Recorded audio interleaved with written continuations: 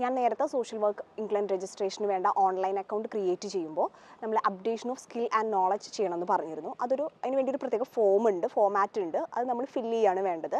അപ്പോൾ 3 രീതിയാണ് അതിന് ചെയ്യാനായിട്ടുള്ളത്.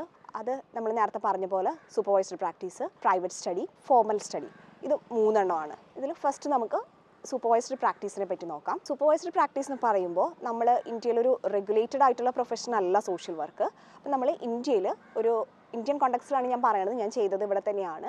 സോഷ്യൽ വർക്ക് സൂപ്പർവൈസറുടെ കീഴിൽ നമ്മൾ പെയ്ഡ് ആയിട്ടോ അൺപെയ്ഡ് ആയിട്ടോ social work roles and responsibility ചെയ്യുന്നതിനെയാണ് സൂപ്പർവൈസ്ഡ് പ്രാക്ടീസ് എന്ന് പറയുന്നത്. ഫോർ എക്സാമ്പിൾ, നമ്മളിപ്പോൾ ഒരു ചൈൽഡ് വെൽഫെയർ സെക്ടറിലുള്ള ഒരു സോഷ്യൽ വർക്കറാണെന്ന് വിചാരിക്കുക.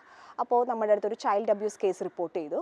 അപ്പോൾ നമ്മൾ ആ ചൈൽഡ് അബ്യൂസ് കേസിൻ്റെ നമ്മുടെ ജോലിയായിട്ട് ബന്ധപ്പെട്ട് നമ്മൾ ചെയ്തേക്കുന്ന കാര്യങ്ങൾ അസസ്മെൻറ്റ് ചെയ്തിട്ടുണ്ടാവും. ഇത്തരം കാര്യങ്ങൾ സോഷ്യൽ വർക്ക് ഇംഗ്ലണ്ടിൻ്റെ സൈറ്റിൽ അവർ പറഞ്ഞിട്ടുണ്ട് എന്തെല്ലാമാണ് സൂപ്പർവൈസ്ഡ് പ്രാക്ടീസിൻ്റെ ആക്ടിവിറ്റീസിൽ ഉൾപ്പെടുക എന്നുള്ളത്.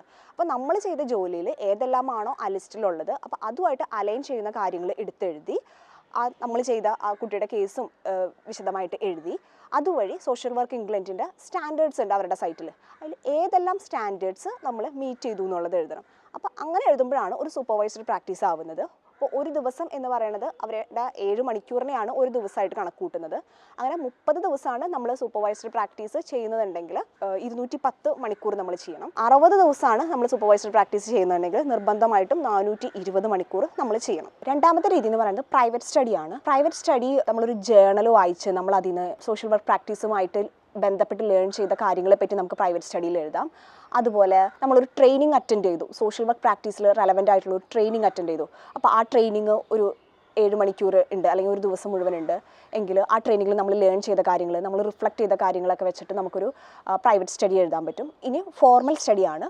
ഫോർമൽ സ്റ്റഡി നമ്മൾ ഒരു യൂണിവേഴ്സിറ്റിയിൽ ആയിരിക്കണം എന്നാണ് സോഷ്യൽ വർക്ക് ഇംഗ്ലണ്ടിൻ്റെ സൈറ്റ് പറയുന്നത്. അത് ഡിഗ്രീസ്, ഡിപ്ലോമാസ്, മാസ്റ്റേഴ്സ് പ്രോഗ്രാം, അങ്ങനെ സോഷ്യൽ വർക്കുമായിട്ട് ഉള്ള പ്രോഗ്രാംസ് എല്ലാം അവർ അപ്രൂവ് ചെയ്യും. പക്ഷേ ഈ പ്രോഗ്രാമുകൾക്കൊരു ക്രൈറ്റീരിയ അവർ പറയുന്നുണ്ട്. ആ പ്രോഗ്രാമിലേക്കുള്ള നമ്മുടെ എൻട്രി എലിജിബിലിറ്റി എന്ന് പറയുന്നത് സോഷ്യൽ വർക്കിലുള്ള ഒരു എലിജിബിലിറ്റി ആയിരിക്കണം, either BSW or MSW ആയിരിക്കണം. അത്തരം കോഴ്സുകൾ മാത്രമേ ഫോർമൽ സ്റ്റഡിയിൽ അവർ അക്സെപ്റ്റ് ചെയ്യുള്ളൂ. ഇപ്പോൾ നമ്മുടെ ഇവിടെ യൂണിവേഴ്സിറ്റികളിൽ ചിലപ്പോൾ ഒരു കൗൺസിലിങ്ങിൽ ഡിപ്ലോമ ഉണ്ടാവും, അത് ചിലപ്പോൾ സൈക്കോളജിക്കാർക്കും സോഷ്യൽ വർക്കുകാർക്കും അപ്ലൈ ചെയ്യാൻ പറ്റുന്നതായിരിക്കും. അല്ലെങ്കിൽ സോഷ്യൽ സയൻസിൽ എല്ലാവർക്കും ഡിഗ്രി ആയിട്ടുള്ളവർക്കും അപ്ലൈ ചെയ്യാൻ പറ്റുമായിരിക്കും. അത്തരം കോഴ്സുകളൊന്നും ഫോർമൽ സ്റ്റഡിയിൽ സോഷ്യൽ വർക്ക് ഇംഗ്ലണ്ട് അക്സെപ്റ്റ് ചെയ്യില്ല. പിന്നെ നമ്മൾ ആ കോഴ്സ് ക്വാളിഫൈ ആയത് നമ്മുടെ ആപ്ലിക്കേഷന് ലാസ്റ്റ് 12 മാസത്തിന് ഉള്ളിലായിരിക്കണം. ആപ്ലിക്കേഷൻ്റെ ഡേറ്റ് എന്ന് പറയുന്നത് നമ്മൾ ഫീസ് അടച്ച ഡേറ്റ് ആണ്. ഇംഗ്ലണ്ടിൽ സോഷ്യൽ വർക്കറായിട്ട് പ്രാക്ടീസ് ചെയ്യുന്നതിന് ഏറ്റവും ബേസിക് ആയിട്ട് വേണ്ട രജിസ്ട്രേഷനെ പറ്റിയാണ് നമ്മൾ ഇത്ര നേരം സംസാരിച്ചത്.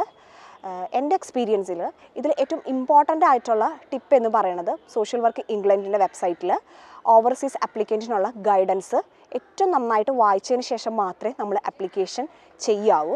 എന്തുകൊണ്ടാണെന്ന് പറഞ്ഞു കഴിഞ്ഞാൽ ഈ ഒരു ഇൻഫർമേഷൻസ് നമ്മൾ അപൂർണമായിട്ട് വായിക്കുകയോ മനസ്സിലാക്കുകയോ ചെയ്തു കഴിഞ്ഞ് കഴിഞ്ഞാൽ അത് നമ്മുടെ ആപ്ലിക്കേഷനിൽ ഒരുപാട് ഡിലേസ് ഉണ്ടാക്കാനും അല്ലെങ്കിൽ നമ്മുടെ ആപ്ലിക്കേഷൻ അവർ ക്ലോസ് ചെയ്യുന്നതിനോ അല്ലെങ്കിൽ ചിലപ്പോൾ റിജക്റ്റ് ചെയ്യുന്നതിന് തന്നെ കാരണമായേക്കാം. അതേപോലെ സോഷ്യൽ വർക്ക് ഇംഗ്ലണ്ടിൻ്റെ സൈറ്റ് എപ്പോൾ വേണമെങ്കിലും അപ്ഡേറ്റ് ചെയ്ത് ഇൻഫർമേഷൻസ് മാറിയിട്ടുണ്ടാവാം.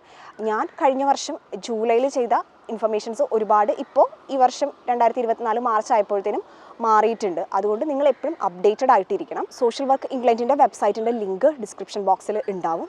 അപ്പോൾ നിങ്ങൾക്ക് എല്ലാവർക്കും രജിസ്ട്രേഷന് വേണ്ടിയിട്ട് ബെസ്റ്റ് വിഷസ്.